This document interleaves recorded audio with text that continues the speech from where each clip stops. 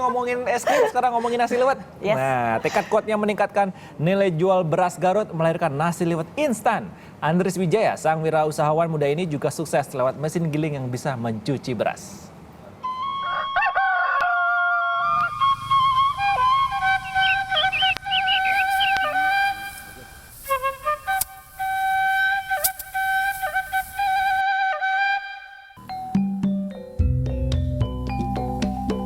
Makanan instan sudah jadi gaya hidup bagi banyak orang yang ingin serba praktis. Mie instan mungkin sudah biasa. Nah, bagaimana dengan nasi instan? Dikemas dalam racikan nasi berbalut cita rasa tradisional, kini telah dijual di pasaran. Harganya mulai Rp17.000 untuk kemasan 250 gram dan Rp27.500 untuk kemasan 500 gram. Kemasan menarik dan adanya pilihan rasa menjadi daya tarik buat konsumen yang datang ke toko beras di Jalan Raya Samarang, Garut ini. Cukup unik, cepat saji.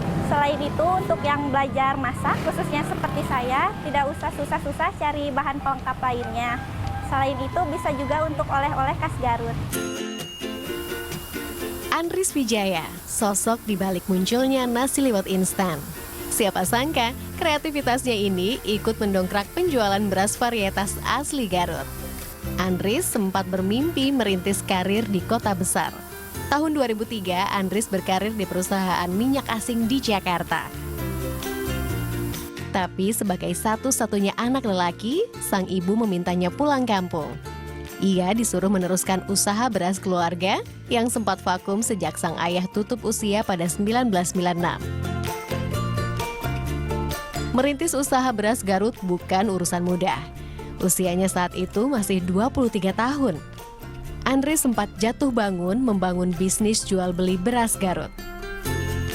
Karena saya mempunyai filosofi itu yang menjadi pegangan saya dari dulu, yaitu kesuksesan terbesar dalam hidup saya adalah bisa bangkitnya dari suatu kegagalan. Saya pernah gagal, dan itu tidak menjadi saya lantas menyerah, itu tetap menjadi penyemangat saya. Saya ingin membuktikan bahwa usaha di beras, khususnya beras Garut ini sangat menjanjikan kalau orang-orang sampai tahu akan kelebihan beras Garut ini.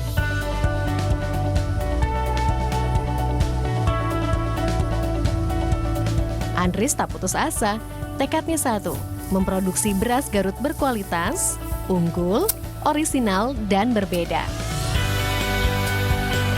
Berbekal pengetahuannya sebagai sarjana teknik mesin, Andris memodifikasi mesin jadul tahun 1970-an miliknya menjadi mesin penggilingan padi sekaligus pencucian. Alhasil, beras Garut produksinya pun lebih bersih.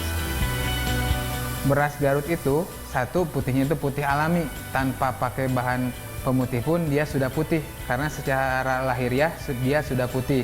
Yang kedua, dari segi rasa, rasanya itu pulen, dan ada sari-sari manisnya, tidak hambar. Yang ketiga, mempunyai daya tahan, disimpan di rice cooker 1-2 hari, tidak berubah rasa, tidak berubah warna, dan tidak menjadi berair dan tidak menjadi bau.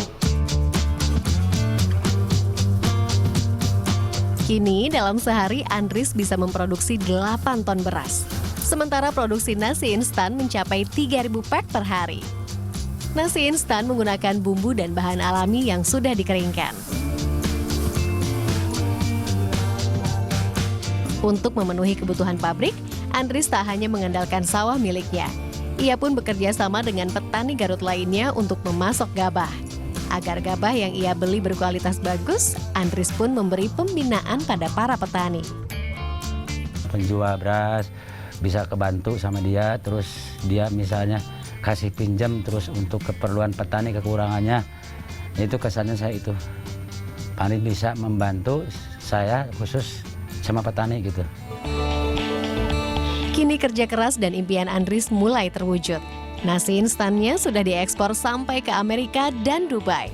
Beras Garut pun makin diminati konsumen.